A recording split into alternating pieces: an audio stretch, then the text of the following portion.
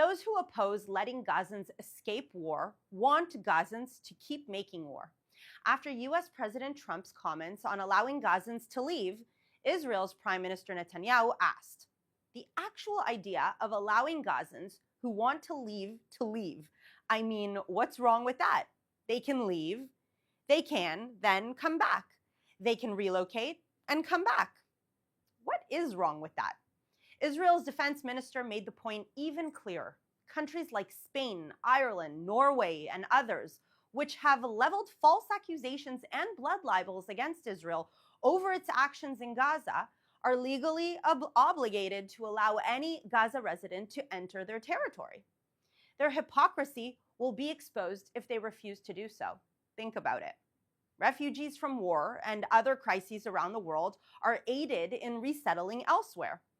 Only in Gaza do the rules not apply. Gazans are forced to remain in the crisis zone. Refugees from the 1948 war were kept in camps on Israel's border. We all know why. To keep the war going, to keep the breeding grounds to create tomorrow's terrorists.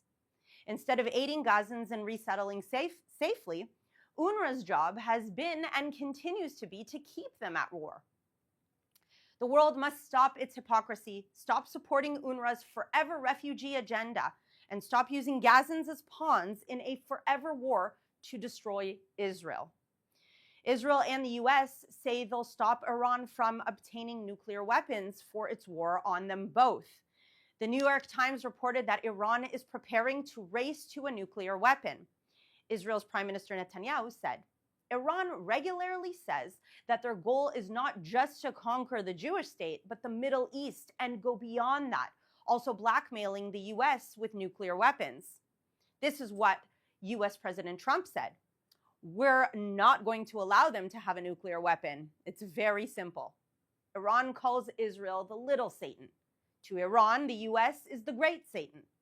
Iran tried to assassinate the leaders of Israel and the US. Iran is behind the Seven Front War to destroy Israel. Iran is also behind the deaths of 1,000 US and allied troops. Iran proxies like Shia groups in Syria and Iraq and the Houthis in Yemen have attacked Israel and the US since October 7th. As Prime Minister Netanyahu said best, "We are going to continue until we achieve victory over our enemies, who are also your enemies, because these people chant death to America and death to Israel. Our victory is your victory." Now let's take some questions from our audience watching live on social media. Thank you, Ashley. Our first question comes from Ed on YouTube. What do we know so far about the condition of our freed hostages, and what are your thoughts on this? So some of the hostages were kept in okay conditions. Some were kept in really bad conditions. So I cannot say one thing that will encompass every condition that every hostage was kept in. What we can say is, first and foremost, hostages being taken is not okay. Let's begin with that. I have seen people online trying to say, well, look at them. They're walking, they're breathing, they're fine. No, people are not supposed to be taken as hostage and captive in the first place. Secondly, there was limited access to food for all of them, some receiving as little as half a pita a day. Many of them came back significantly lighter in weight. Keith Siegel, for example, could barely walk on his own. 65-year-old healthy man that went into Gaza 15 months ago. We know about psychological torture, physical torture. Some were not treated. They had shrapnel in their body. They had been shot on October 7th. They were not treated properly. They are not receiving, and I'm saying are because there are still hostages in Gaza, they are not receiving the medical aid, the medical supplies that they should be receiving. There are people in Gaza right now that have Crohn's disease, that have asthma. The Red Cross has not been allowed to provide them the medicine they need. Some of them were kept in cages, locked up. Some of them were kept in the dark in the tunnels, alone for months, without speaking to a single person. And so just because we've seen them come home, walking, standing on their feet, and of course smiling when they are freed, and of course smiling and happy when they meet their families, doesn't mean that there's not many, many years of work ahead of us to help them with their trauma that they've endured in Gaza. Thank you. Our next question comes from Instagram. Do you expect that countries like Saudi Arabia and the UAE will do more to help the people of Gaza build a better future without Hamas? That's a great question, and one that I've actually asked myself for many, many years, even from before October 7th. Why does the Arab world that supposedly cares so much about the Palestinian people, why are they not more involved in what is happening in Gaza? Why are they not creating a better future for the people of Gaza? I think now we are finally at a point in history where Gaza can really start fresh.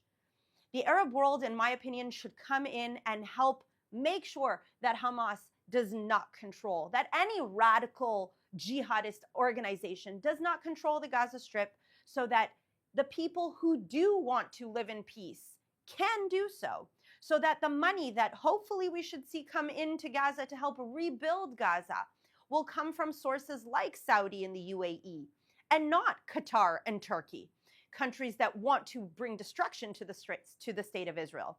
I hope to see funds coming in from the Arab countries that want peace with Israel, that want stability in the region, that want to be in allyship against the evils of Iran. And so, yes, I do expect that Saudi and UAE and hopefully other countries in the region will prioritize Palestinian livelihood over destroying the state of Israel. Thank you. Our next question comes from YouTube. Do you think that President Trump's relocation plan will aid or hinder the vision that Israel has for the future of Gaza?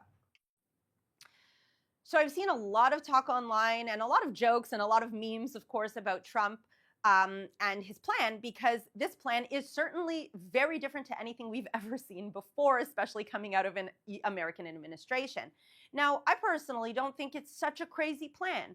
We've seen many, many places throughout history that are war-torn, that refugees are allowed to freely pass to other places where it is safe, where they can work in the meantime, where they can thrive, where they can get an education, and then eventually go back after the place has been rehabilitated. I think that it is really ridiculous that we see the world condemning the plan when essentially all the plan wants to do is to allow the Gazans to be safe, to work, to get an education, to thrive, and then for Gaza to really be rebuilt, Hamas free, to have good infrastructure, and like Trump said, it could be the Riviera of the Middle East. You have to understand that Gaza sits on a beautiful coastline. It really could be one of the great tourist areas of the region. All that needs to happen is for Hamas not to be there anymore. There is no plan for Israel to take over Gaza, for Israel to settle Gaza with Israeli or Jewish civilians. The plan really is to just get the civilians out of danger, because we could go back into combat if Hamas is still there, to get them out of danger, to eliminate Hamas, to rebuild Gaza, and allow these Palestinians a real future. Thank you. Our next question comes from Instagram. How should we continue to fight for the hostages who remain in Hamas captivity? I think the best thing right now is to continue to just bring up awareness for it, because we are at a critical point where it kind of feels like this war is slowly coming to an end, and we have to make sure that nobody treats it that way until all our hostages come home. I remind you that the two goals of this war were all the hostages come home and Hamas can no longer control Gaza. It looks like we're at a very critical point where both objectives could be met, but could also fall through. And so right now we just have to continue raising awareness, whether it is online, whether it is raising our voices towards our local governments, to ensure that Israel and the United States administration can continue with their plan. All sides right now, it looks like, want to see the release of all hostages. Even Hamas, it looks like, wants to see the continued ceasefire because it's trying to regroup. And so we have to continue pushing for this deal to go all the way to the end. hopefully without the second and third phases going with hostages being released in rounds, as we've seen now. We would really prefer to see one time everybody released at once, and then we can really start talking about the day after in Gaza and how we can rebuild Gaza and provide a better future for everyone in the region. Thank you. This is our final question. How did it feel to see your cousin Agam released after 500 days in Hamas captivity? And now that she's home, how does that affect your advocacy going forward? So for me, for those of you who don't know, Agam, she's my cousin, and she was released last week. And it really was amazing to see her home. I was, so prepared about what I was going to say when I saw her. But when I saw her, I had no idea. It just kind of all flew out of my head. And I hugged her for an hour. And I was really happy to see her. And the whole family is so happy. We're going to be having Shabbat dinner together tomorrow. And it really is a miracle. It really, truly is a miracle. In terms of my advocacy, I think after such a meaningful year, such a year when many of us in Israel and in the diaspora have really kind of found our calling, and we know what's the real meaning and purpose that we have in our life, I think I will continue with my advocacy forward. We'll see how we'll integrate it into the things that I was doing prior to October 7th. But for me, I just feel like October 7th was a life-turning moment, and I don't think I could ever go back to what life was before. That's all the time we have for today. Thank you very much for tuning in. And of course, we'll be back on Sunday at 3 p.m. Israel time, 8 a.m. East Coast time. Thank you for watching.